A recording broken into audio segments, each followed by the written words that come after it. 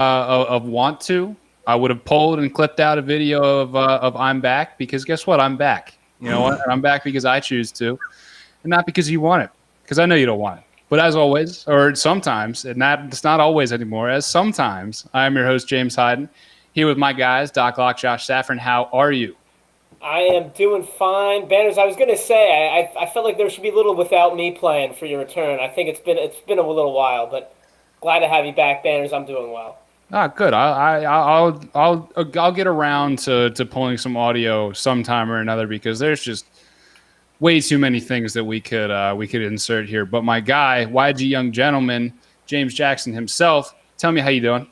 I'm doing good, man. You know, it's officially the month of champions, baby. March, all my March babies, all my Pisces babies, holla. I call it the month of champions because not only is it, the NCAA tournament, but even all the conference tournaments, man. This is where kings and queens get crowned, and we see where the real players are this month. I love it, baby. I love March. Weather's starting to get warm too. Energy up. Energy up. I love it. World champions still. Oh, come on. World champions still. The man of 10 digits, because he's double what you expect. He used to be 5. We give him 10 now because he gives us double the effort. Maximilian Coolish, how are you? I'm chilling, man. I'm good. I'm feeling good. I don't know what it is. For the first time in a while, it feels like I had like not dreary, dragging Monday. So, this is usually this is where I pick myself out of the mud. I feel like I got out of the mud already today, so I'm ready to go. Love that. Picking ourselves up out of the mud. But so let me paint you a picture of a dystopian future, and it may or may not look like a video game you may or may not have played. So this is what we're going to call the Fallout New Philly edition. So it's been enough time where we have been able to, I don't know if I'll say fully digest, but we have been able to let the Carson Wentz trade ruminate in our minds. And I'm beating around the bush.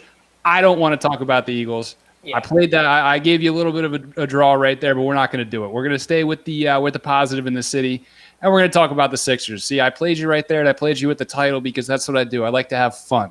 Okay, I like to throw people. Oh, you got them. Oh, you got them. Exactly. We're not talking about the Eagles. We're talking about the Sixers. Okay, we're going to check in on those power rankings, and I know you come to us for the best power rankings in sports because that's just what we do. Everywhere else, trash. Us, the best. It is what it is. So we're going to check in on the power rankings. Sports Illustrated prediction art magazine. Oh my God, they're terrible every year. Exactly. That's why we know you come to us. All right, we're going to check in on these power rankings. And I'm going to come to you first, Max. Have the Sixers slid for you? And if so, how far? I mean, I guess they had to have by virtue of a lot of other teams just kind of going to another level over the last month or so. If we're talking about the whole league, obviously the Jazz have been the talk. Still a wagon. They win with ease seemingly most nights. JJ's Phoenix Suns just had their month as a franchise in a full 7 years. I got you for this. You don't take it. Saw on SportsCenter last night. Best winning percentage in a month for the Suns since February of 2010, and best record, at the All-Star break, all this good stuff, right? So those are 3 teams just out west, right? And then you want to talk about in the East, the Bucks have looked better as of late. They just got probably a signature win over the Clippers in what felt like a playoff environment with Giannis being really, really good in the fourth quarter in that game. I'm not going to the Knicks are on the mind because we were talking about them. They're feisty. They're not there. They're not the people you should be worrying about. But shout out to the Knicks. And I mean the Nets. That's the one I'm blanking on because the Nets that I last watched only had James Harden, but the Nets that I'm worried about have James Harden, Kyrie Irving, and Kevin Durant. So the Sixers have slid because I feel like I don't say they've stagnated, but they've just kind of been in status quo. They haven't wowed me like they were wowing me last time we did these power rankings. All right. JJ, power rank me, bro. Max, I agree with a lot of what you said. Especially when you say the Sixers have almost stagnated. They're the loss to the Cleveland Cavaliers. I don't know what it is about the Cavs, but I can't figure them out. It's the second time he lost. The Nets haven't beat him either. For what it's worth. It's weird. And we just talked about it literally right before we came on camera, is the Sixers might be the only, besides the Celtics, one of the only like playoff teams in the East that aren't on a little uptick hot streak. You know, the Bucks have started to figure things out. The Nets obviously are on a huge hot streak. You even talk about teams like the Chicago Bulls, the Charlotte Hornets, the Indiana Pacers, teams that are getting hot. And it feels like the Sixers aren't riding that kind of momentum like other teams have. Then you go out west. The Lakers are on a 2-game win streak, seem to figure it out after getting Dennis Schroeder back. The Clippers, even though they dropped a tough one to the Bucks, have been playing really good pretty much all season and deserve their praise. Phoenix Suns are now vying for third in the West. The Utah Jazz, obviously, the best team all season. Like crazy, right? So don't be humble. Don't be humble. That's a 3-horse race. I'm trying not to get ahead of my. I just jumped on that Suns bandwagon. I just started. It was football season for me, man. I just started. Give me a little bit. Okay. But out of all the top tier teams that I just named, the Sixers are still number one in the Eastern Conference, but are not riding a hot streak, are not riding some kind of momentum. And a lot of times when you're talking about power rankings, they're right here, right now kind of thing. It's where are you in this moment in the season? And in this moment, in this snapshot, shout out NBA Top Shot, in this snapshot of the season, the Sixers are probably 6th or 7th in the league right now. And viably so. You drop one as a top-tier contender to the Cleveland Cavaliers while other teams are beating the Clippers, while other teams are on 3-4-game win streaks, while the Nets are riding a 7-game win streak, 5 on the West Coast. You get dropped a lot. So 6 or 7 is probably appropriate that's where they are in the NBA power rankings. That's probably where I keep them just because of, you're not hot amongst the NBA's elite teams. Every other NBA elite team is hot right now. Sixers aren't. Doc Lock, where are you locking in the Sixers at? Yeah, I completely agree with both of you gentlemen, and I agree with the 6 or 7. For me, when I'm doing power rankings, when I'm thinking about power rankings, when we talked about this last, I said Sixers are behind both LA teams. Now, both LA teams, 100%, still in the top 5. Sixers have slid out of there. And I would even go as far as saying that they aren't even in the contender tier right now. And I'm saying they can easily get back in. They can easily get back in. And I think a lot of this is due to Toby being injured. But the bottom line is those top 5 teams, I don't think I can see myself being confident against any of them in a 7-game series. And because of that, I would, instead of looking at the Sixers as the bottom of the Bucks, the Nets, the Jazz, the Clippers, I'm looking at them as the top of that second tier. And they can easily leap into that top tier, in my opinion. They're one big move away from getting to that top tier. But I think the brakes have been pumped over here in Philadelphia, and now it's no more beasts of the East. Plain and simple, you got to jump back in, and I'm not out on them at all. I foresee them jumping back in, but for now, you got to call it how you see it. They're at the top. They're at the top of the pretenders, hoping to get back into the contenders. They're still number one in the Eastern Conference. Like there's a difference between like reading what's on the wall, reading how they're playing, and getting so scared that your 1 foot is off the bandwagon already. Like it's not like they've had this little skid and they've dropped to 3rd or 4th in the Eastern Conference, staring at company like the Indiana Pacers and the Chicago Bulls. They're still number 1.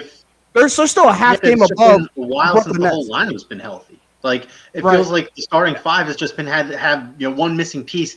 And honestly, Steph Curry has been not great since his return. Yeah, he's been kind of struggling, and those things add up. But like Simmons and Embiid have both really been playing well over this last 3 to 4 weeks since we did this last one. We're around there. They've both been consistently performing well. I mean, dude, Embiid's still putting up 40 and 20 games just because they're losing. That doesn't kind of shake the whole core of how we should look at this team as a whole. One other thing, just in regards to the power rankings, does anyone else feel like maybe just kind of by virtue of their strength of schedule lately, like I feel like they haven't played an important game since that Lakers game. Since the Lakers. The Jazz. I would put the Jazz. I'd put the Jazz as important because it was number 1 in the West versus number 1 in the East. But other than other those two, you're correct, Max. You're exactly correct. All their weeknight games are the Cavs, and they're playing 1 o'clock against the Hornets or something. I feel like they've not been aided by a power ranking friendly strength of schedule over the last month. Agreed. And they're looking at guys. They're looking at teams like the Indiana Pacers, who they're playing tonight, tip off in a couple minutes, and They could. They have a chance to either climb back up, like Josh was saying, or slide a bit farther down. Because if the Sixers lose tonight to the Indiana Pacers and the Nets win against the Spurs, I want to say they're playing. We're going to see the Sixers fall out of first place for the first time since the third week of the season, something like that. So I mean, tonight's a very important night. So we'll see how it goes. And Josh, you mentioned they're still a piece away, and it feels all but certain that a trade is coming. Now, I mean, if you're one of those people who believes all the rumors and Daryl Morey is seeking the big splash, or if it's or if it's just another piece or two, it feels inevitable that trade is coming. So the trade that's gotten the most steam is bringing a wily veteran from around the area back home to Philadelphia, and that being Kyle Lowry. So this has been, it feels like a roller coaster ride with the opinion on this trade, going from no way to, yeah, make it happen, to the peak of the roller coaster being it's only Kyle Lowry. You need to go get Kyle Lowry. He's the one that can bring us a championship. And now it feels like we're coming back down and we're approaching the station at the end of the ride of the roller coaster, and you're somewhere in that middle area. So I want to ask you guys, are you making this trade for Kyle Lowry? And if you are, tell me at what cost. And if you're not, tell me why. So, JJ, I'm going to come to you with that. So, again, are you making this trade for Kyle Lowry? And if you are, tell me why. And if you are not, tell me why not as well. Well, first and foremost, I mean, if you've been a follower of this program, if you've watched me on Trust the Process Live and speak about the Sixers, there's one thing that I've pretty much been, pretty consistent with saying that the Sixers need, and that's a ball-dominant guard in the half court to really take the duties off of Ben Simmons, really command it in the half court. And it's a broken record. Everybody says it at this point of the season every single year, that when you get down to the second half of the season, come playoff time, the game slows down, becomes so much more of a half-court game, and you need to be able to operate in that. You need to be able to be good in that. That's Ben Simmons' biggest weakness, one of his only weaknesses truly in his game, and encompasses a lot, but the umbrella of a weakness is there. So I think that's why there's this big push, because a lot of people see it coming. And Kyle Lowry does definitely sew up that area of your offense. So I 100% would be making a trade if it's not for Kyle Lowry. It's someone like that, but that seems to be the best option going down if you're the Sixers. Whether the Raptors are still in a position to do that is a different story. But I'm absolutely, if I'm Daryl Morey, if I'm Doc Rivers, if I'm the Sixers, I'm looking at, how can I make sure that my team improves without it losing the identity of it? And the Sixers are a very fast-paced team. They lock down, especially on the perimeter, defensively. And I think Kyle Lowry comes in and still allows you to do all of that, still allows you to have all of your strengths as a team. It even beefs you up in the half court. It's a great traditional point guard that could come in, play alongside Ben Simmons, but still allow him to do what he does in the full court. So I'm – if I'm the Sixers, I'm very much in support of this trade. I think it helps. All right. Josh, again, man, are you making this trade for Kyle Lowry? If you're not, why not? And if you are, at what cost? Oh, I'm very against it, JJ, I gotta say. And I can't, we live and breathe. We watch basketball. Kyle Lowry would be a great fit for the Sixers. There's no doubt about that. But I am not willing to do it this year at this cost. I mean, Kyle Lowry, he's at the end of his career. And when you're getting him, you could be getting a $30 million rental for the price of a Tyrese Maxey, a first-round pick, maybe even 2 first-round picks, and another player. That is a hefty, hefty sum for a guy who could be a half-season rental. And look, I do think Kyle Lowry might tip the needle for an Eastern Conference Finals, maybe an NBA Finals appearance. But I'm just hesitant about a Kyle Lowry rental for a season that I just feel like it's not a guarantee. I still think the East would be wide open with a Kyle Lowry type guy. He does bring a lot in terms of shooting, in terms of the half court for sure. But he's not that guy for me. And I also, if you're getting Kyle Lowry, to me that says you're probably not going to get someone else. I think the Sixers need 1, maybe 2 players, a guy who can dribble and another guy who can play down low, a stretch 4, stretch 5 type guy. So the Kyle Lowry move to me kind of handcuffs you as for the Sixers. And then there's a question, what do you do after the season with Kyle Lowry? Are you going to re-sign him? And if so, is he going to be declining? How much money? Well, we're pumping the brakes. Because you're worried about – why are you worried about – if you make a trade for Kyle Lowry, you're not worried. You're worried about the end of the season with possibly a Larry O'Brien in your hand. That's when you worry about the end of the season at the end of the season. You're worried about now what helps my team make a push for the playoffs or a push for a finals run. And Josh, I think you're caught up a little bit too much on the tangibles.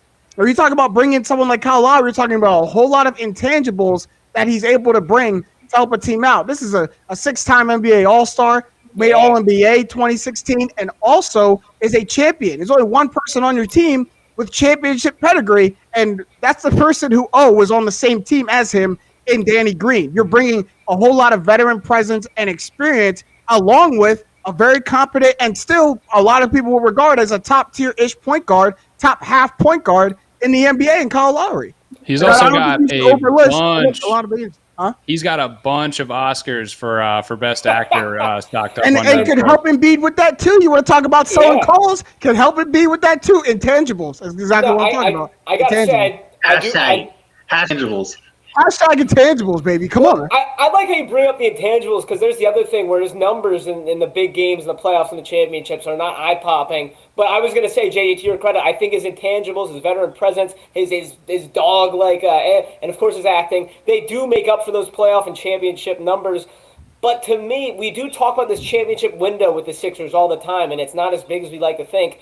Kyle Lowry, to me, is such a one-year type player. I look at other guys. I see a guy like Oladipo who also could potentially be a rental. But I think Oladipo has at least 3 more years, whereas Lowry, I'm seeing this could be his last year and a steady decline these next 2 years. I like this core with Tobias, Embiid, Simmons. I'm seeing a 3 to 5 year window. I would like to get a guy who could play with these guys a little more than this year.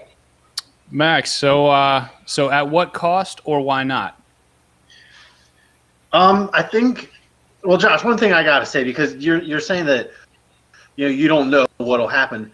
Sixers don't look like title-winning team now, and that's why they're buyers. You never know what that potential. So with that being said, I do think Kyle Lowry could absolutely be the piece that puts this all together. He does bring a lot of things that this team lacks.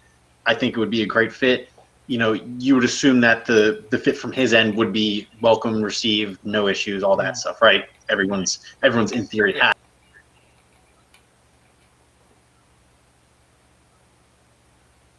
Weeks ago, there it is. When started, was perfectly. The Sixers and the Celtics are actually kind of stumbling. The Sixers are just kind of chilling, but the Raptors have gone from potential lottery team and like maybe a seller. Like, what can we get for Lowry? What can we get for anyone that isn't Siakam? Like, all options are open to. Hey, wait a second. We still have Kyle Lowry. We still have Siakam. The Raptors are literally the Eagles. They're being the Eagles right now, where they have 2 important pieces from their title-winning team, and they're like, we can still do this. We can do this. I believe in it. So at this point, the asking price it's just going to be through the roof. That guy is untouchable in terms of his means and his value and his merit to that franchise and that fan base. And to make a trade for a guy like that, you need that team that he's so attached to. You need them to be in dire straits, and the Raptors just aren't there anymore. So I think that we as a fan base, I think we need to shut the door on that trade idea, because I'll be honest, if I see the Sixers trade for Kyle Lowry, that initial headline is going to make me think, oh, God damn it, we got ripped off bad. Yeah. Oh, don't underestimate who you got in that front office, man. Daryl Morey's not going to get ripped off for the trade. I trust that if I swipe into that article, I'm going to see something that I like. But just my first thought for Sixers trading for Kyle Lowry right now, March 1st, it's going to cost too much. I mean, you talk about them being the Eagles, right? The Raptors being the Eagles right now. I mean, what the Eagles did do, maybe the Sixers can adopt a mindset a little bit, is not so much worry about the future and worry about what makes us go and win a championship right now. And I know the Eagles are down bad, but both of you, Josh and Max, have already admitted that I'll take the down right now because it came at the cost of a championship. Like, I don't care what happens after a championship. So if Kyle Lowry makes you a championship contender right now, like seriously puts you in the mix to go win the finals, then why are we worried about what to do with them in the offseason? Let's worry about that in the offseason when we all have a ring in our finger. Like, that's probably a much easier decision. I go into that much happier if we made a deep playoff run / finals run with Kyle Lowry. If it means giving up some of the future, that's fine, because in the future we might have 2020, 2021 NBA champions next to our name. in the future. Yeah, I guess all I'll say, and Josh, I'm kind of riding your coattails, and the scenario that I've cooked up in my head that is just the one that makes the most sense to me is going back to Houston. Daryl Morey just goes and pillages his old team, and because Oladipo made it clear he doesn't want to play in Houston. Houston has a lot of salary cap issues, and he turned down pretty much all the money that Houston could throw at them. And PJ Tucker's not going to be there much longer. Let's call a spade a spade. So for me personally, I don't want to give up either Matisse or Maxey, but I think that trade centers around either of them. If you can get them to take Korkmaz in that deal, I think that's a win. And then just throw picks at them. Throw as many picks at them as you need, because let's be honest, if we're being real about the end goal of this discussion, JJ, like you're talking about, your first round pick for the next 5 years ideally isn't going to mean much. Right. You know, and so just keep throwing picks at them, keep throwing picks at the wall until they stick, and try and grab a combination of Victor Oladipo and PJ Tucker. Because I'm looking at the Raptors, and if I have to give up either Tybal or Maxey or Danny Green as well, include Danny Green in that deal for some reason, that's the common speculation, just to get Kyle Lowry back, I'm not sure. I don't like that one. And I'm just looking at the Raptors roster, and there's not really many pieces alongside Kyle Lowry that I would want back. So it just doesn't make sense. I'm sorry? Chris Boucher, but I don't think they're going to want to get rid of him. Well, wait, you don't got room in your rotation for Chris Boucher. Yeah, it's just that to me makes more sense. I mean, Oladipo, you get a good secondary scorer who is a designated scorer in this league, and you're getting him for pennies on the dollar. Can comparing him to what he was in Indiana. So it makes too much sense. You know, PJ Tucker can shoot the ball and can play very good D. So it's just, I think we need to close the door on Kyle Lowry, just like Max said. You're giving up too much for too little, even though Kyle Lowry may or may not be that piece. I'm leaning more towards he could be, but I don't know if that's – and like I said, give up picks, but there's a difference between mortgaging the future and taking a second mortgage out on the future, if you get my drift. So that's going to take – it rolls off the tongue. I'm just, I'm gifted. We're going to move right on to our next question. And this is a good one. So it's been brought up a couple of times, but it hasn't really gotten the traction in mainstream media as to where the entire league sits. But that's we're going to look at the Sixers in a vacuum, comparing this year to last year. And last year at this point, the Sixers team had a better record by one game, granted. But the Sixers team was, by the record, better last year. So Max, I'm going to come to you. Are we overvaluing the Sixers and take that as a whole? So are we overvaluing them just because of the way Embiid is playing, or is it? Give me the big picture. Give me Max's big picture. I don't know. I mean, this team is definitely better than the team I watched last year. It just agreed. The nights that they're performing like the team that they aspire to perform like, this team is definitely agreed. Is it because of Embiid? A pretty good chunk of it is. I have killed Joel Embiid on here. As my biggest criticism of him for years is just how he's able to hold on to the ball seemingly all the time, but especially late, and that has just been.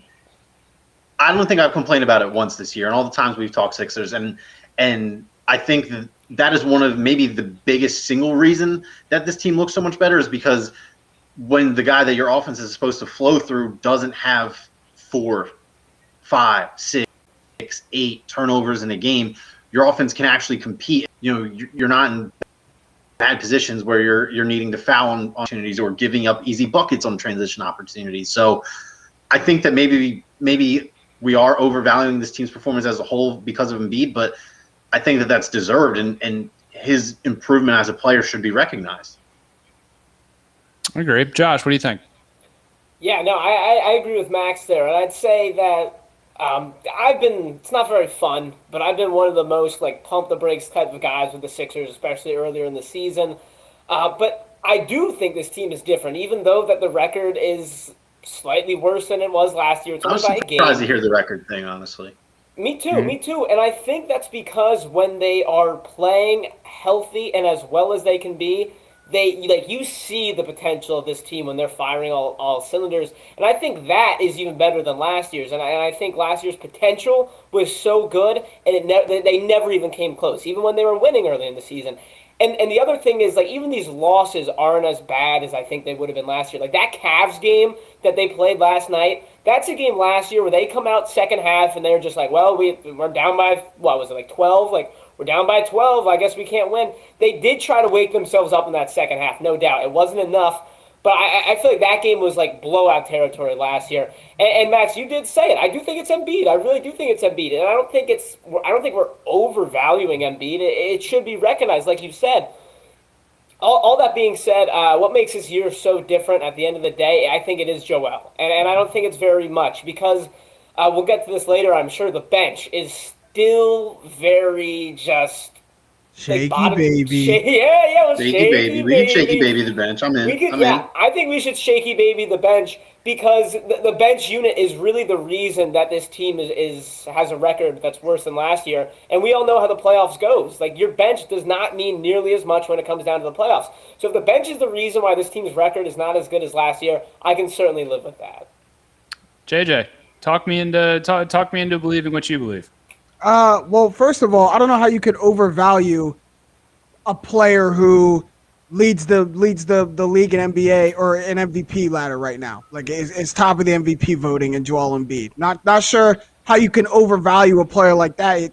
He's literally the best, quote unquote, the best asset in the NBA at this current moment. So I don't know if there's an overvalue on something like that. But if you talk about why this year looks different, why is this year a little bit different? It may not just be because of the Sixers or just because of Embiid. Look at the Eastern Conference. We are at the All-Star break, and there are 3 teams above 500 in your conference. You are one of 3 teams that have a winning record in your conference halfway through the season. That is why. That's why this year looks so different. I'm not trying to take anything away from the Sixers, not trying to take anything away from Joel Embiid. And I also do think with the addition of Doc Rivers being on your sideline, as you go down the stretch of the NBA season, you won't hit the same walls. The team won't do the same, won't operate the same as the year continues to evolve. Hopefully the team continues to evolve and changes with how the pace of play, how the game differs going down the stretch. Doc Rivers has seen it too much to now allow his team to kind of change the way they play to adapt to the time of year that they're playing in. But let's be honest here. Let's all look at the context that surrounds the Sixers and say that if this was last year, if this was a quote-unquote normal NBA season where teams are performing as expected, where not so many teams are down, then the Sixers might not, if you're worse than the year that you were before, you might not be sitting number 1 in the conference. You might not be sitting in the top 3 of the conference. The Sixers are benefiting a little bit from the fact that there's only 3 quote-unquote good teams in the conference. I just want to say, because not to detract from your point that the Eastern Conference isn't as good as it is at the top as it was last year, the bottom barrel of the Eastern Conference is way more competitive. The Hornets and the Cavs are just like 2 obvious answers that come to mind, and those teams play relatively competitive games against a lot of teams where, typically your teams in 13th through 15th are just like way under 500. Well, but the bottom tier of the Eastern Conference has always been marked with teams I wouldn't want to see in the first round. The Magic of last year, a couple past years. I'm talking about the bottom of the Eastern Conference the bottom is in the not playoff positions. I'm talking about the lottery teams in the Eastern Conference are more competitive in stealing games off the big dogs like the Sixers and the Nets. Sans Detroit. Sans Detroit. I mean, even Detroit's had a good spell of run over the last couple of weeks. They haven't been winning, but they haven't been getting blown out. Like, it's not like they're losing every game by 30. But we're talking about winning. We're talking about contending teams. We're talking about winning teams. So fine, one team. But I'm saying the other teams at the bottom. It's not just a total stink fest from seed 11 to 15 like it has been. It's just every conference is going to just have one. They might not be. They might not be a stink fest, but to me at this point, it's irrelevant. Like if you're not 500 or better by the All-Star break, then how relevant are you? Like, we haven't seen a run like that where you're sub 500 going to the All-Star break, and then by May you're a top team in the conference. We've never seen a run like that. That run isn't in any team. So if that's where you are now, then to me you're out of that. contention. So to me, there's 3 teams in contention in the Eastern Conference, and to be honest, the Bucks just put themselves back into contention with this last week of play. Last week at this time, the Bucks weren't much of my contention. It was the Sixers and the Nets. The Bucks played themselves into that. But the rest of the Eastern Conference is, I mean, the Knicks are the 4th seed. They're 18 and 17. Yeah. I'm looking right now, weird, and there's only a game and a half that separates 4 through 10 right now. So there's a lot of concentration at that 5. Yeah. It's weird to look at because last year, I think that's indicative of like a conference or anything.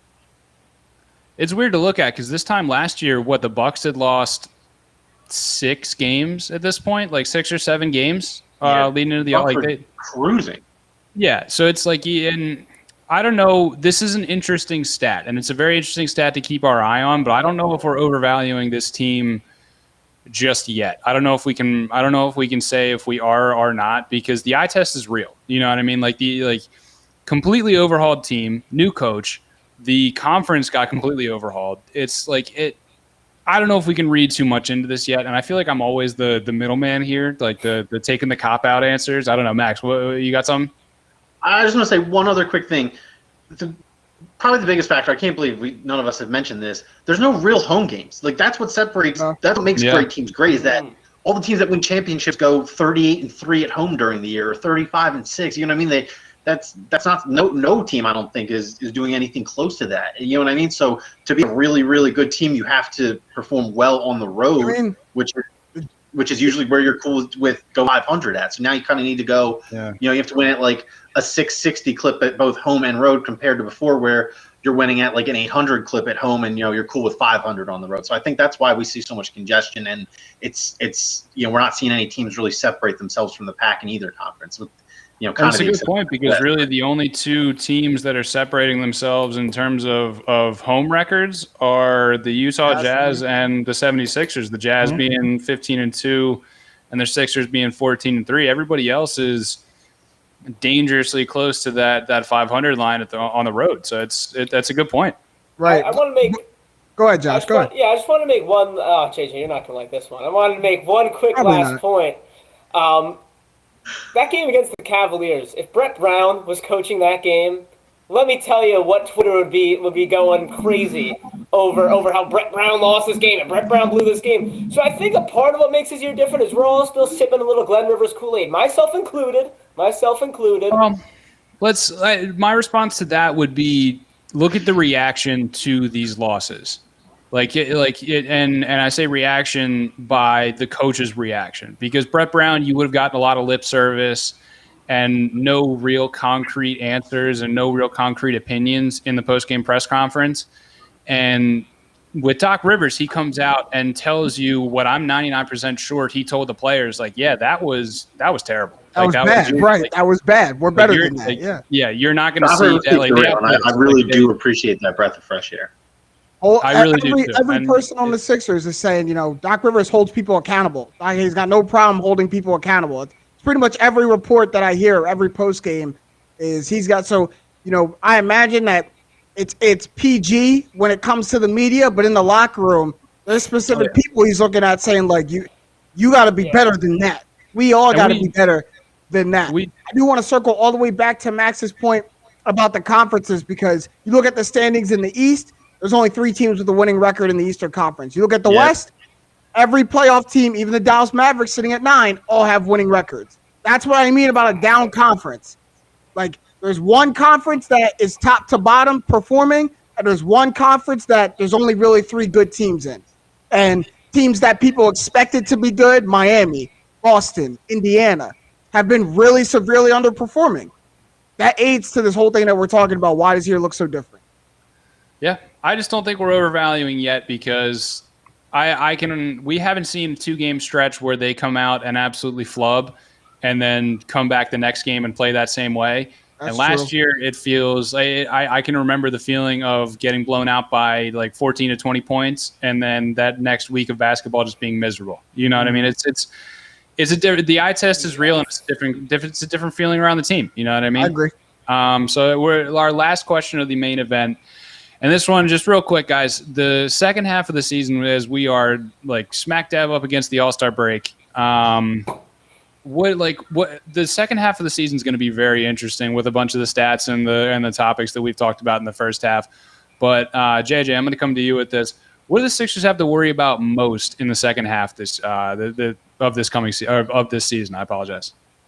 I mean, the obvious answer is the Brooklyn Nets, right? Because it's the team that is right on the Sixers' heels, a half game behind them. Is one of the, if not the hottest team in the NBA right now, riding this win streak without Kevin Durant. Everybody knows that. And a team that they have yet to play at full strength, nearly at full strength.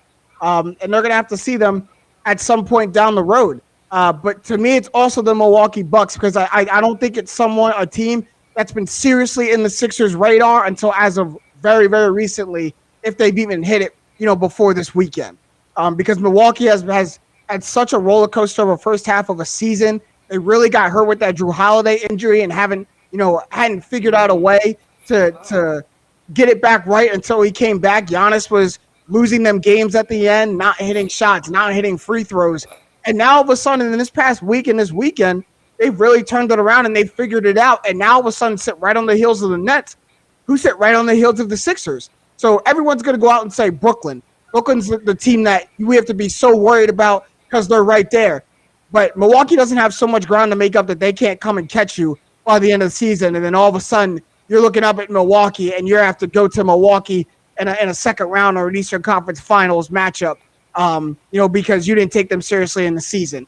Milwaukee is definitely a team that if they don't know how to get it done in the playoffs is one thing, but they know how to close a season strong, close a regular season strong. They've done it the past 2 seasons. Let's not sleep on the Milwaukee Bucks. Although I've been very critical of them this year, I realize that they're a team, a very good coach at Mike Budenholzer that's going to get them ready, a 2-time MVP. So let's give them at least some respect at that.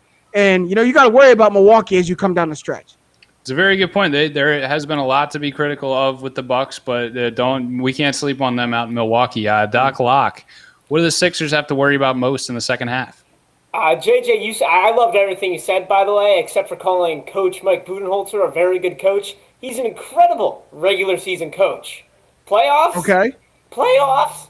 No, Mike Budenholzer, regular season coach only. Anyways, I liked how you touched on the Bucks, because it's no doubt who's number one. It's the Nets. But first of all, shout out to the graphics guy. I like this radar graphic here, showing the different teams. And now, if we're going with this radar thing, I think they should be worried about all of these teams. But the team I want to focus on is the team that I believe is closest to them. Yeah, they got to worry about the Bucks. Yeah, they got to worry about the Lakers and the Nets. If I'm with the Sixers right now, the number one team on my radar are those Boston Celtics. And yeah, they beat them twice earlier in the season, and that was without Jason Tatum. Where we sit at right now, I am really, really nervous about getting into a 7-game series with the Boston Celtics. And I don't have the standings in front of me right now, but you never know. We got so much left in the season. It's very possible that things could fall a certain way where the Sixers are playing the Celtics in the first round. That honestly just scares the hell out of me, meeting up with the Celtics early on in the playoffs. It's one of those things where they're the monkey on our backs, and that's my number one. On my radar as a Sixers fan, it's the Celtics. Get past the Celtics and worry about the rest. And we're so excited about this team this year. I'm still scared of the Celtics. Don't forget about them. I think they're going to have a second half resurgence after the All-Star game. Max, Josh, here's the only thing that I will agree with you on, and that's the fact that I think you still have to worry about the Celtics a little bit. But I mean, I'm terrified. They're not. I don't think it's a stretch to say you're going to see them the first round. I don't think they're going to drop to 7 or 8. All you need to do is say the second round. The Celtics are on a crash course to be in a 4-5 matchup in the first round. Yeah, the second round I could definitely see. But the reason why I will agree with you have to worry about them, I think the Celtics are a great barometer team. Like if the Sixers see them again, full strength, and you can't beat the Celtics, I think that tells you a lot about your team. But you go out and you beat the Celtics in the second half of the season, a team who's going to look to reassert themselves back in the contender situation, a team who's looking to get healthy. Kemba Walker is playing better as of late. You lose to them, then that also tells you a lot about your team. Like it goes both ways. So I think in that sense, yes, worry about the Boston Celtics, but not so much in And I don't worry about them in a 7-game series with the Celtics. Not right now. I'm a little bit worried about them in a 7-game series. I'm a big rivalry guy too, and I think I'm really scared about what would this be, 3 years or 4 going up against the Celtics in the playoffs, and that's my number one. Yeah, 4. I just can't live with losing to the Celtics again in the playoffs, and that's what makes them my number one. And the other part is you guys know it. I'm not totally ready to put the Sixers up there with the Nets in the box. All right, Max, what are you most worried about? Where's the worry? Man, I don't have much to add, but other than what we've already discussed here. They are talented. They are improving as they go. I will say this: there are obvious exceptions, but there's always the first-year head coach learning experience. You can always, hope that talent on the court can be overcome by experience off the court. So I would say that is, you would imagine that's one area the Sixers have the advantage in. I would say the Sixers probably have the advantage in terms of coaching against the Bucks as well, especially in a playoff series. I think the Bucks and the Nets are really the only two teams they need to worry about, unless the Celtics decide to trade one of the JBs. Excuse me, not the JBs. The JB is the one I was thinking of. But that would certainly make things interesting. But I think as of right now, I think that the Nets and the Bucks are really the big fish to fry there. Mm-hmm. Yeah, I got to go health. I gotta go health. It's look at this guy.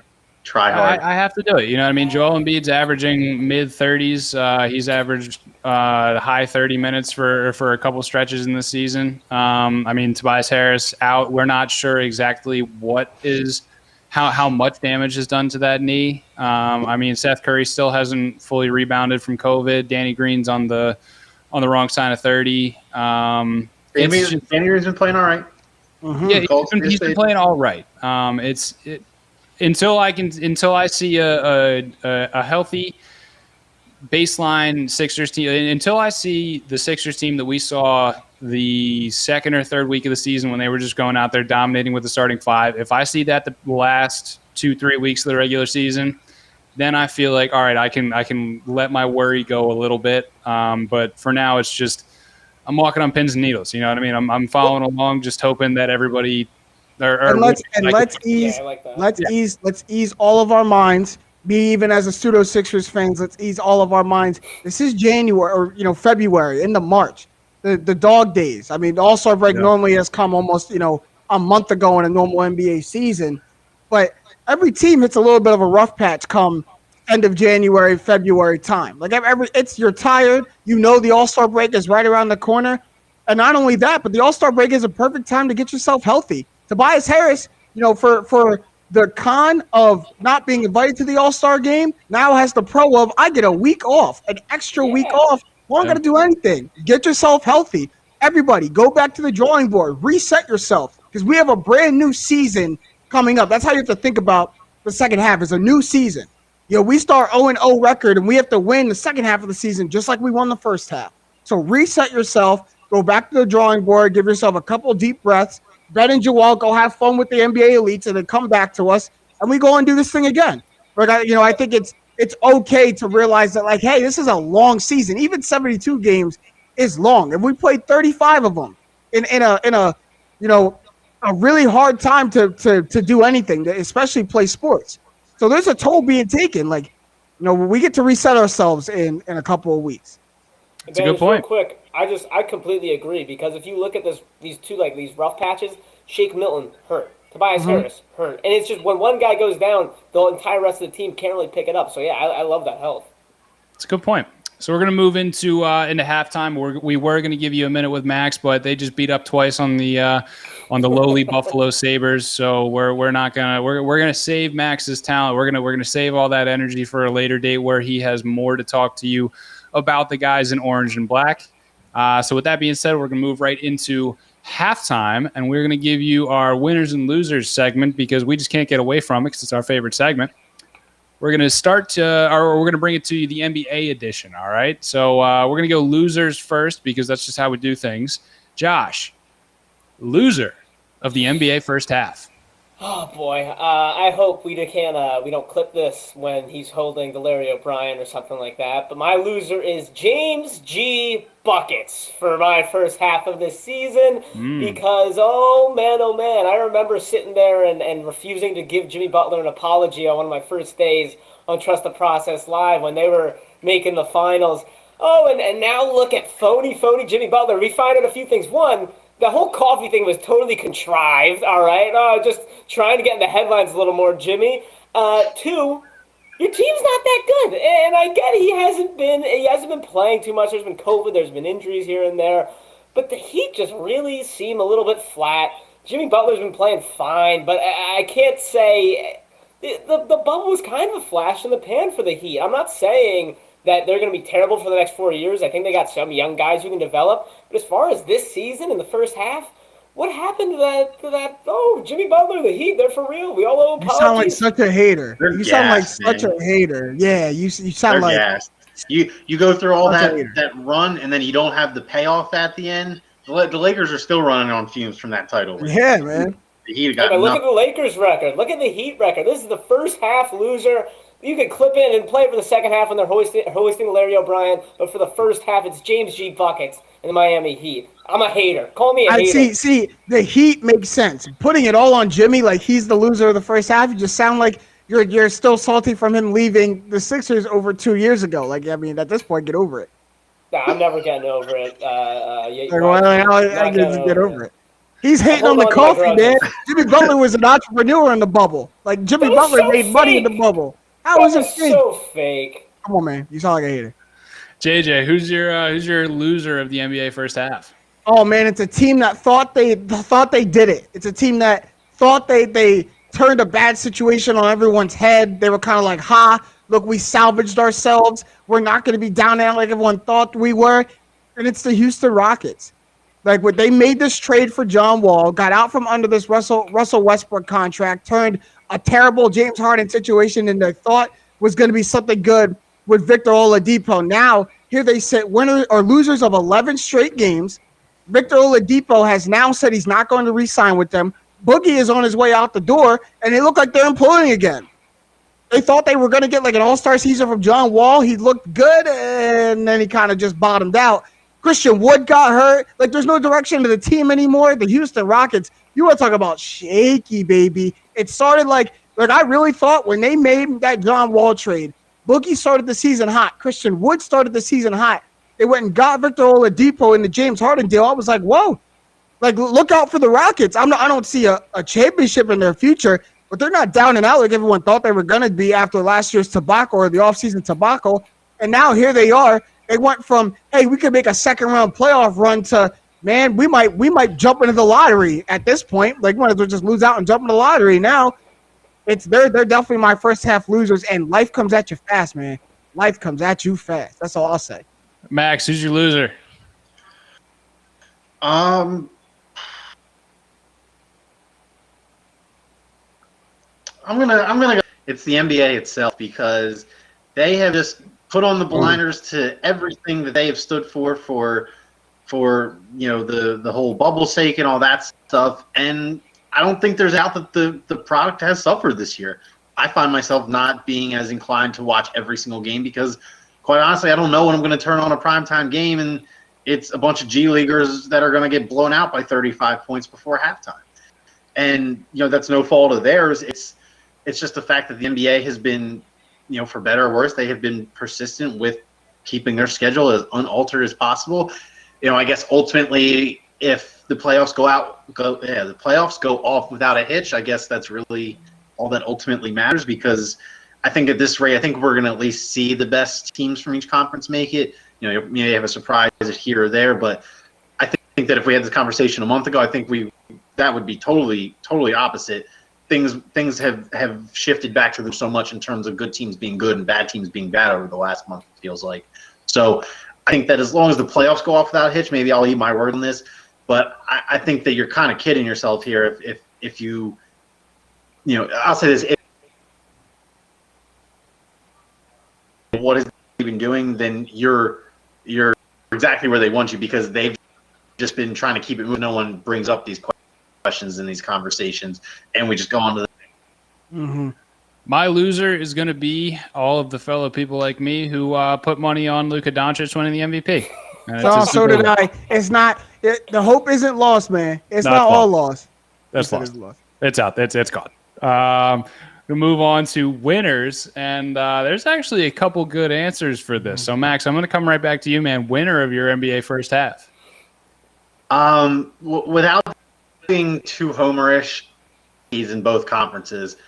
I don't think that anybody would have had the Sixers or the Jazz as their number one seeds going towards the All-Star break, let alone both of them. I think both those teams are, outside of their home market. I think that the nation is widely skeptical of both of those two teams, probably for good reason, based on what they've shown in the last couple of years in the playoffs. But I think that, as a Sixers fan, and I want to speak for all the people in Utah and around the world who are Utahns, you have a reason to be excited. Your team is number one for a reason. Enjoy it. Embrace it. Ride with it. Both these locker rooms have a very similar feel where the star player is someone who maybe should garner more attention than they do. It feels like the coaches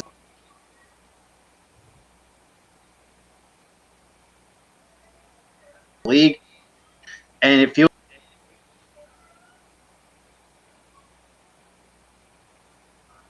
And I think that that's not coincidence that in a season like this, where you don't have the luxury of batting 800 at home, chemistry and personality meshing is more important than having a arena filled with your fans. Mm-hmm. YG, who's your first half winner? Before I go, Max, I just want to say how refreshing it is to hear you pour some optimism into the Sixers, because I feel like it's so hard for y'all to be happy in the moment about where the Sixers are. I got Josh saying that at the All-Star break, his number one seed in the conference, he's not ready to buy in yet. And every time we talk about what's going to be a positive, I feel like y'all are pumping the brakes. So thank you. And it wouldn't have been a problem if you just said the Sixers. Like you threw in the Jazz to be objective, but I feel like it wouldn't have been bad if you just said the Sixers. Like, it's okay. Honestly, I think the Sixers would be less deserving of a single team shout, because quite honestly, I think the Jazz are probably the number one 27-7 number one seed by like 4 games at the All-Star break, or at this point, right. It's one thing to start the season. I think the case for the Sixers. Yeah. But my winner, you want to talk about a team who didn't think they were going to be here? The New York Knickerbockers, baby. Yeah. Basketball is fun in New York again. They got an All-Star. They got promise. All of their young guys are starting to step up. Shout out to Worldwide West. Shout out to Leon Rose. Shout out to Tibbs. Shout out to Julius Randle. I mean, it was just you were talking about 2 years ago where the Knicks organization was one of the laughing stocks of sports, kicking out Charles Oakley out of the Garden, people not wanting to go to New York, and it's just exciting basketball now. And I think another team that's taking advantage of maybe a topsy-turvy NBA or a topsy-turvy Eastern Conference, but 18-7, fourth in the conference coming up at the All-Star break. I mean, the Knicks have got to be, that's the biggest moral victory you got at the first half of a season.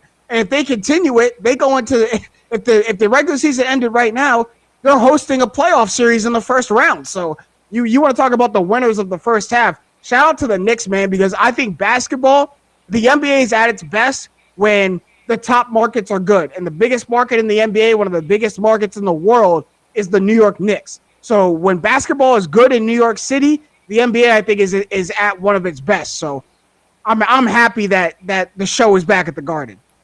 Love it. Doc Locke, who's your lock? No home games in the first half. My winner of the first half is going to be Michael Jordan. And part of it is just because he's been such a for as good of a basketball player he's been one of the worst front office members of all time. And this year he's been killing things both on the court and off the court. Mm-hmm. First off is off the court. Team Jordan pledging $100 million, fighting the good fight and for racial equality. Mm-hmm. And then he pledges like $20 million, open up 2 new health clinics in Charlotte, North Carolina. So first things first, shout out Michael Jordan, doing some good things, philanthropist. Now let's look at that team. Look, I don't think the Hornets are going to make the playoffs. I hate to say it. But the fact that we're talking about it, the fact that the Hornets are 8th right now. Yeah, I was going to say, I think they do make the playoffs. I think they do. Oh, man, I don't know. I hope they do. I'll be pulling for them, but it's not even about this year. You clearly have something there in LaMelo Ball. And a lot of people were just so hesitant about LaMelo, whether it's his father, whether it was about him going to Australia to play. MJ, I'm sure, I know it was, we're not in the room. I'm sure MJ had a word when it came to who they'd be picking there.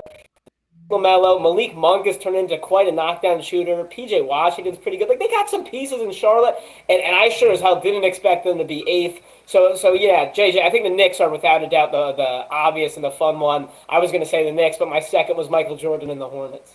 No, my second after the Knicks was the Hornets. I think you bring up a tremendous point about Michael Jordan. And another off-court / on-court thing, he's got half the league with the Jordan symbol on his jersey. Yeah. And when you talk about racial equality, you want to talk about half the league wearing a black man symbol on their jersey? That's huge. And I think that's a bigger accomplishment than a lot of people are really thinking about. The fact that Michael Jordan has a symbol on the NBA jersey. Like, I get that it's Michael Jordan, but that's a black-owned company right there on an NBA jersey. Let's give it some shine. And to go along with that, my winner would be the bettors for LaMelo Ball Rookie of the Year, because I'll be honest, I was completely out on any of the Ball brothers, and I'm wrong. You know what I mean? I can be wrong. I'm not infallible. I know you all thought I were. I know everybody's sitting at home. I know you thought my word was bond. 99% of the time it is. I was wrong about LaMelo. I'll give that to me. All right, it's all right. All right. So, I mean, that's news to me. I thought you were right 100% of the time. That's fine. You can keep that facade up. Keep believing that. All right. I will keep that. You keep on believing. All right. Don't stop believing right now. All right. We're going to move into our second half of the show. We'll call it. I was going to say last segment, but it's not. And we are going to do something, nothing or everything. You guys know how it works. I'm going to give you a little line or phrase, and you're going to tell me whether or not it is something, nothing, or everything. All right. So we're going to start off in the first one, the Sixers bench. All right, Sixers bench is averaging 31 points per game. Josh, something, nothing, or everything? This is everything to me, really, because one, it's the reason that this team has a worse record than last year. Like, we were stuck on that for a while. I do think a lot of this team is better than last year, but the bench certainly isn't it's certainly a major factor. And yeah, I did say that the bench, when you make the playoffs, it means a lot less. But look at Isaiah Joe on the graphic right there. I mean, Isaiah Joe shouldn't be in that great of a team's rotation. I love Isaiah Joe. Don't get me wrong. But the bench averaging 31 is just inexcusable, and I think it's really fixable. So for me, it's absolutely everything when it's consistently losing these teams' games. And biggest of all, they always have to keep Embiid in, even when they're up by a lot. Like, there are games where Embiid should be resting, and they have to keep throwing him in because the bench is so incompetent, and they just let the other teams come back late in games. So yeah, that's an everything for me. All right, we got an everything. JJ, something, nothing, or everything. The Sixers bench averaging 31 points per game. I'm right there with you, Josh. It's everything to me. Sixers right now are 4th worst in the league in bench scoring. You look at the last 3 or 4 NBA champions, all of except the 2018-2019 Toronto Raptors, all of them have a bench scoring inside of the top 5 or the top 10. So, Josh, you said earlier in the episode that bench doesn't so much matter when you come playoff time. I completely disagree. I think bench bodes you tremendous aid when making a title run. Like, I think if you don't have a good bench to help out your starters, if the other team's bench is constantly winning against yours, you're not going to win a lot of playoff games. No. Like, the starting 5 can only carry you so much. So I think bench is huge. And I think the fact that the Sixers bench is only averaging 31, I think hurts them tremendously. It's going to hurt them down the road. Max, 31 points per game from the bench. Something, nothing, or everything. SNE. I'm going to say it's something, because I think that you guys are just about right on the nose, because you do need a good bench to win a title. You do need a bench that's able to contribute. But the thing is, your bench probably isn't going to need to be contributing too much in the scoring department. And honestly, the Sixers, it's really all about Shake Milton, because you need one guy off the bench. Mm-hmm. Agreed. Or Shake carrying the load into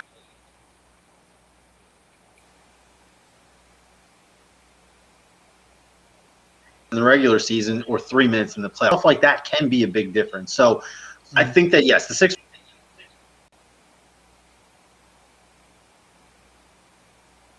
out. I do on that bench is scoring exceptional. Yeah, I'm going to go along lines with Max and say something just because we know the bench is going to change pretty soon. So it's not going to look anything like this. So I'm going to go something. We know it's going to change, and hopefully Shake Milton is not your primary, secondary scoring. I know primary, I'm super secondary. interested to see who the Sixers buy out. They're going to be one of the premier buyout candidates. It feels like getting someone who's a veteran 3-4 guy on the bench unit would just do. And I feel like there's always a veteran wing 3-4 guy available for buyout every single year. Jamal Crawford is still without an NBA contract. I know. Jamal Crawford is still without an NBA contract. It feels like this year there's going to be some buyout candidates that you would not expect. This year feels like a weird year that you're going to be able to get some guy on buyout that just it does seem like a clear house year for a lot of teams. It does seem like it really does. Long shot buyout, very long shot buyout candidate, Otto Porter Jr. for the Bulls. Don't think it's going to happen. I love that. I think there's a chance this big that it happens. I think if for whatever reason he becomes available, I think he is just. That's Brad's beautiful. That's chef's kiss to the bench. Yeah. Is it just me, or am I the only person in the world that got Otto Porter and Bobby Portis confused for a couple of years? They're just interchangeable in my mind. Is that just me? Steve, no, because Bobby Portis knocked Nikola Mirotic before. That was the first time I ever really knew who he was. You know what I mean? When you find out about somebody that their calling card is punching a teammate in the face, that was good enough for me. Yeah, and they got traded for each other, and they both similar style of game. It's to me, I don't know why, but Bobby Portis equaled Otto Porter Jr. for a while in my head. I don't know if that's right or wrong. It's just kind of what it was. I can picture Otto Porter's big goggles losing to Florida Gulf Coast University at Georgetown, and that's really all that does it for me. Wow, okay. All right, so we're going to move on to the second something, nothing, or everything. And Sixers having the second best home record, like I stated earlier. I mean, the next best team at home, I think, is 13-8 at home. So the Utah Jazz and the 76ers have kind of separated themselves in terms of home record. The Jazz being 15-2, the Sixers being 14-3. So Max, coming right back to you, man. Something, nothing, or everything. The second best home record for the 76ers. I'm going to treat this as a two-part question because this is everything in terms of the context of this team. This is consistent with what this team has shown. For whatever reason, Embiid and Simmons and the gang, they turn up at Wells Fargo Center. That has been proven consistently over the last couple of years. I'm confident in saying, there's, in terms of the grand context of the season, I can't say it's anything something because, we saw the bubble last year. Home games didn't mean anything. It's different because you're actually going to be traveling and not everyone's not, holed up at the same hotels, fishing in the same water. But it's still not going to be a playoff atmosphere. It doesn't matter. Even shout out to the good state of Pennsylvania for allowing us to be at 15% capacity. Maybe a little bit more by then.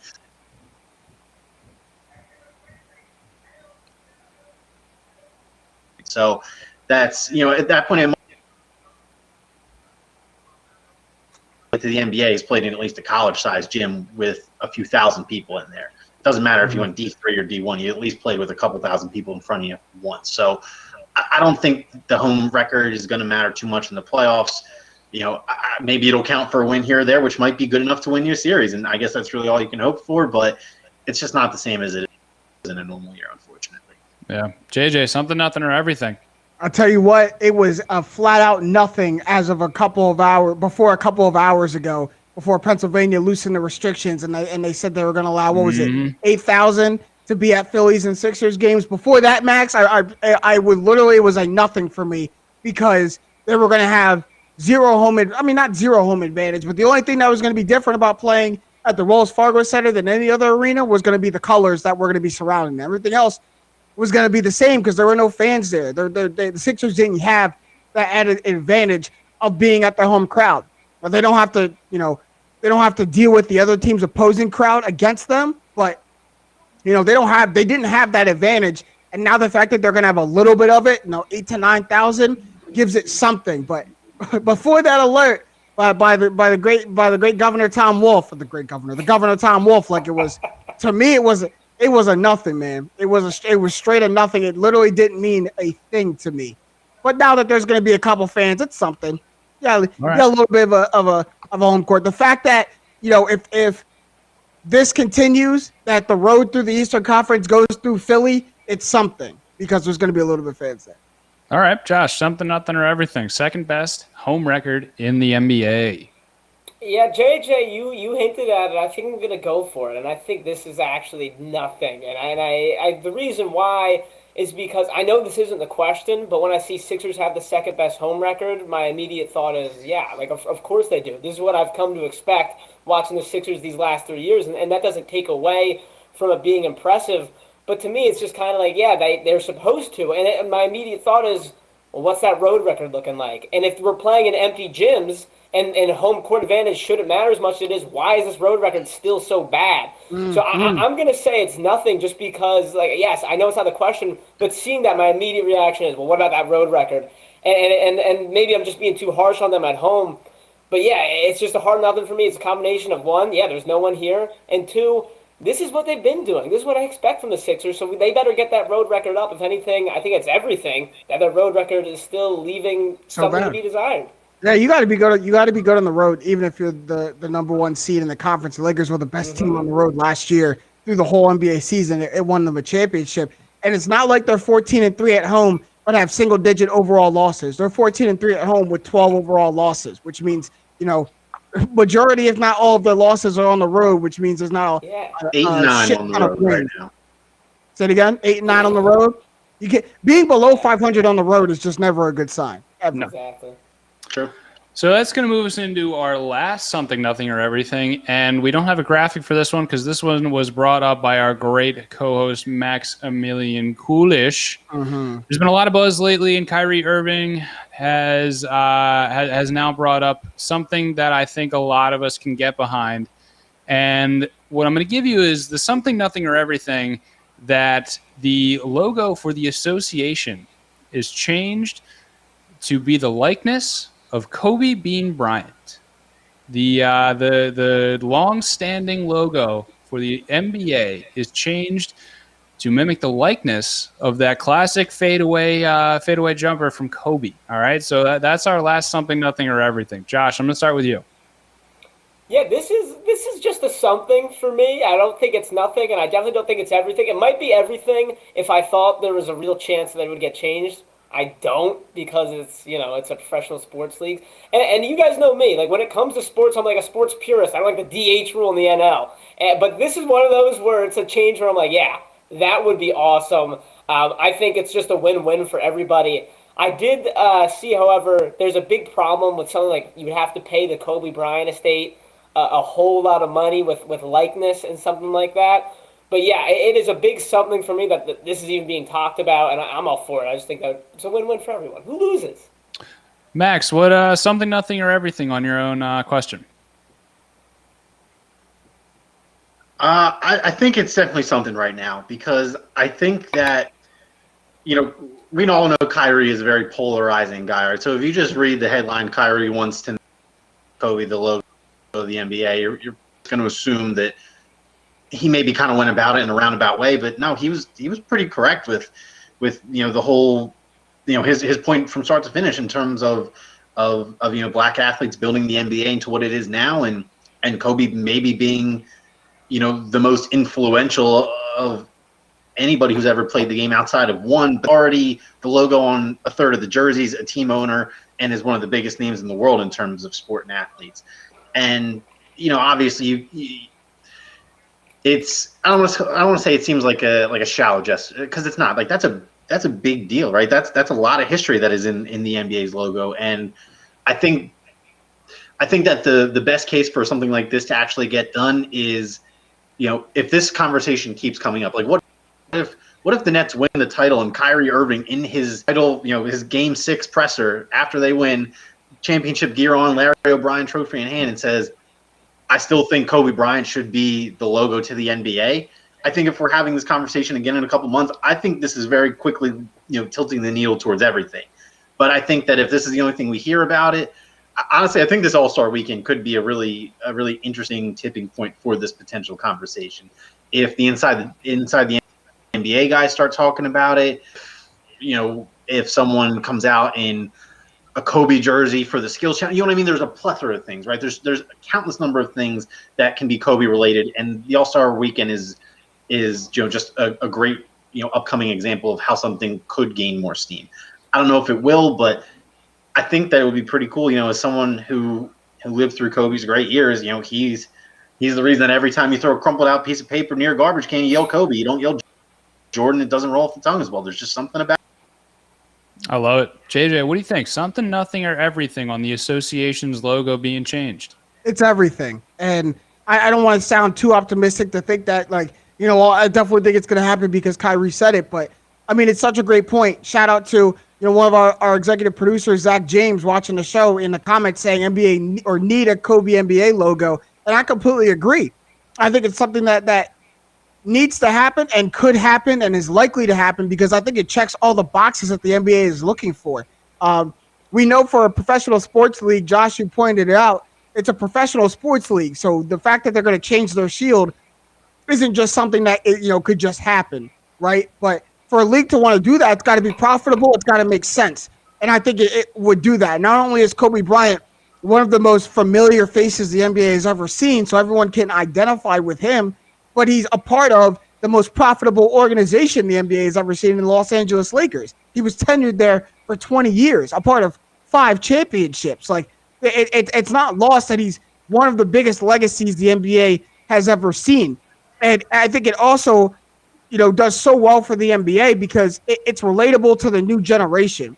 It's not like the MLB shield or the NFL shield where the MLB isn't modeled after somebody. It's just a baseball player swinging.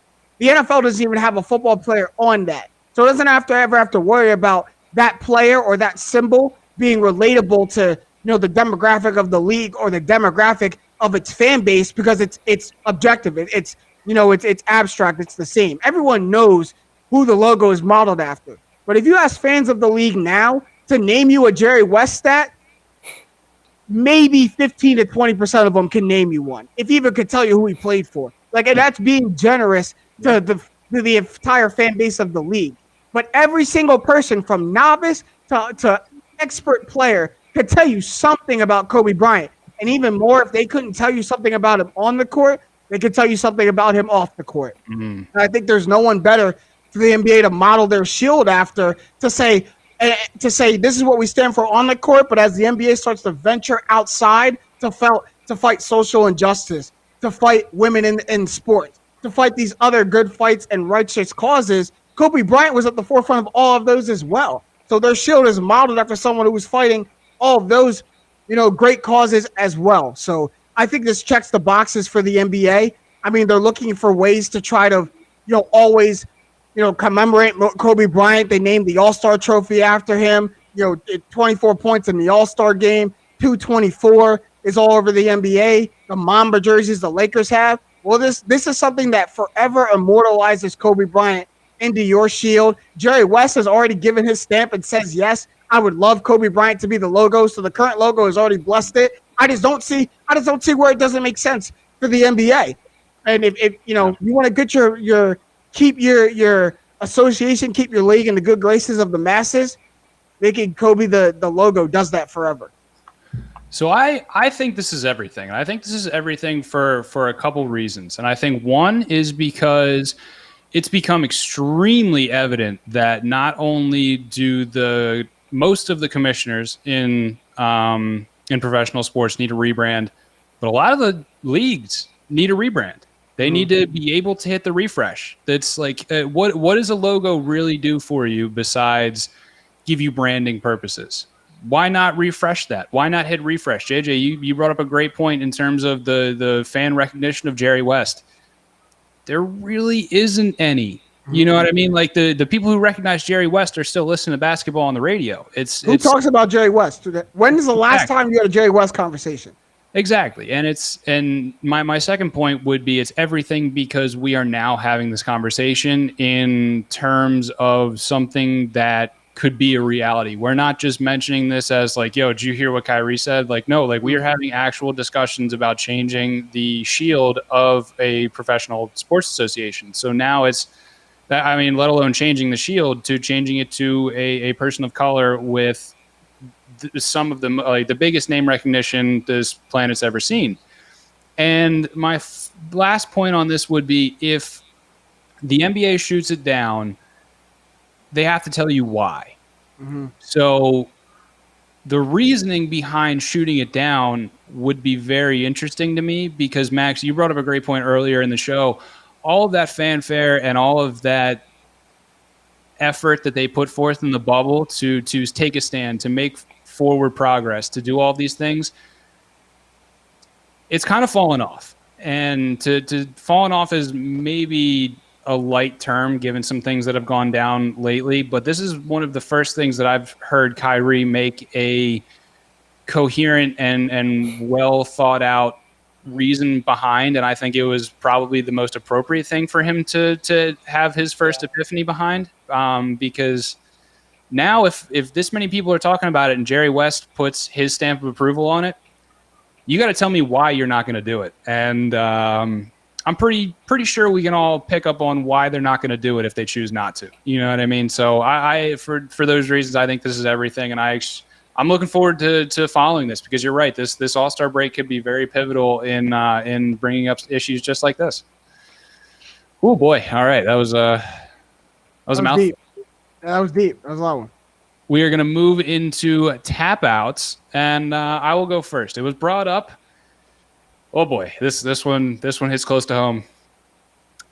There's going to be very soon. There's going to be about 5,000 people let into the Wells Fargo Center for Sixers and Flyers games if the city of Philadelphia follows the example set by the state of Pennsylvania.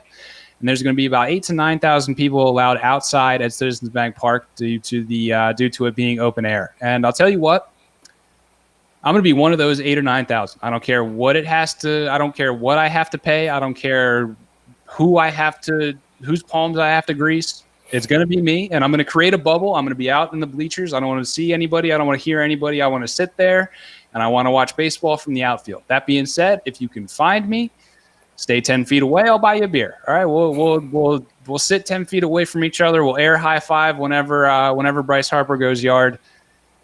Oh, but I can't wait to be back in those bleachers. I really can't.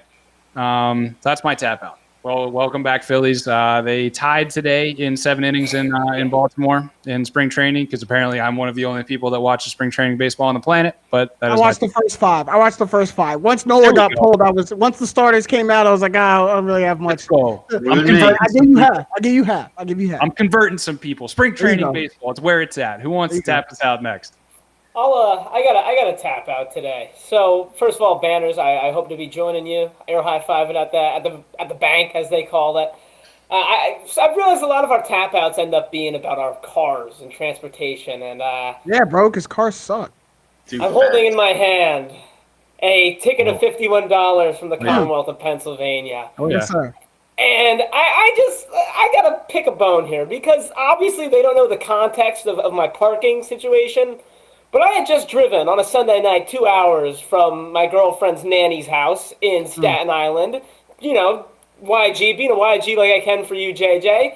And there's snow on the ground. There's ice. I find, there's finally a good parking spot. And I am not a good parallel parker as well. So when I find a parking spot that I can pull into, it is a big deal for me. Boom, found one, slide right in. I pull in. I'm on ice, I'm on snow. And what do you know, the next day, corner clearance. Give me a break. And look, maybe I'll find the picture, send it out to you guys. Can't pull it up right now. That's the corner clearance we're talking, gentlemen. Yeah. And I get it. Officer A. Knox didn't understand. I had just driven 2 hours from Nanny's dinner, and I just wanted to go inside. It was late. But come on, Pennsylvania. Okay, you look at my car. It's a 2006 paint chipped Honda CR-V. Come on. Cut me some slack. It's the end of the month, man. They're trying to hit that quota. Yeah, wanting PPA to cut you some slack. Yeah. Go one. No shot. Boys, Max or JJ? I gotta tap out because Josh, I'm circling the wagons. Coming back to that Jimmy Butler comment, that's literally been living in my mind since you sound like such a hater of Jimmy Butler. And the second segment of the main event, second topic of the main event, has not sat right with me because honestly, I hate Jimmy Butler haters. Like I just say he's the hardest working dude, and he's the realest superstar I think the NBA has. And here's another instance of it. Jimmy Butler, when Kevin Durant's injury, for the All-Star game, obviously came out he wasn't going to play in the All-Star game. Jimmy Butler was offered that All-Star spot, and he turned it down because he thought he wasn't deserving of an All-Star spot. He thought he wasn't snubbed. He thought Bam Adebayo was more deserving of his All-Star spot. So he turned it down. And did he tell his camp to go to the media? Did he say it himself? No. It had to be an investigative reporter, had to find that out and then break it. There's not too many realist superstars in the NBA for other than Jimmy Butler, and it boggles my mind that you hate the man so much for he hasn't even really done anything.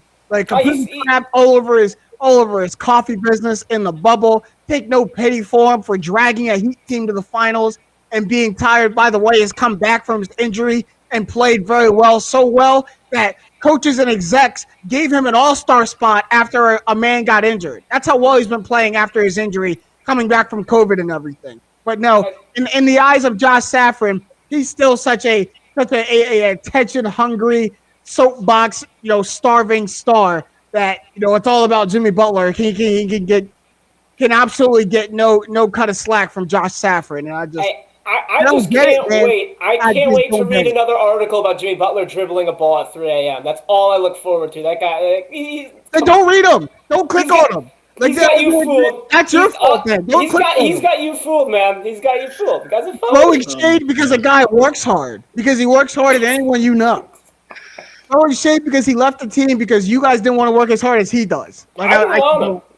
I'm glad he left. Don't make me get mad out here. Maxie, before you tap us out, quick update on the Sixers for those who have given us your attention instead of the Sixers game. They are up 72-55 at halftime. Let's go.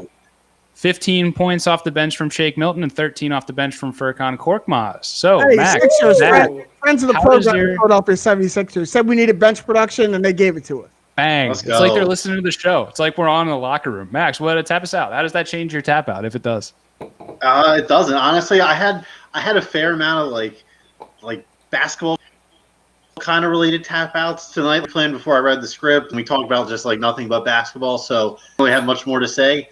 Other than I hope nobody got tripped up by the clocks this weekend, and I am excited to get back into – oh, wait, no, that's not this weekend. Sorry. It's coming up soon. I'm going to say I definitely did. Did then. Next weekend. I meant to say don't get tripped up by the clocks this upcoming weekend and get messed up by them next weekend. Clearly I'm already messed up. We're already going to. We're all going to get tripped up. I'm going to be an hour late to the show or early. I forget which way the clocks go, but I'm going to be an hour on the wrong way of 6:30. All back, spring forward. All back, spring ahead. Yeah, you're going to be early. All right, I'll see you guys at 6:30 when I'm already in here for an hour next week then. Gotcha. All right, that's going to do it for us on Trust the Process Live. Again, as a reminder, you can find us wherever you get your podcasts, whether that be Anchor, whether that be Spotify, Apple Podcasts, wherever. You know what I mean? Again, if you have one where we're not on, let me know, and I'll make sure we're on there. All right, again. Find us Trust the Process Live wherever you get your podcasts or on Facebook /Manu Philly.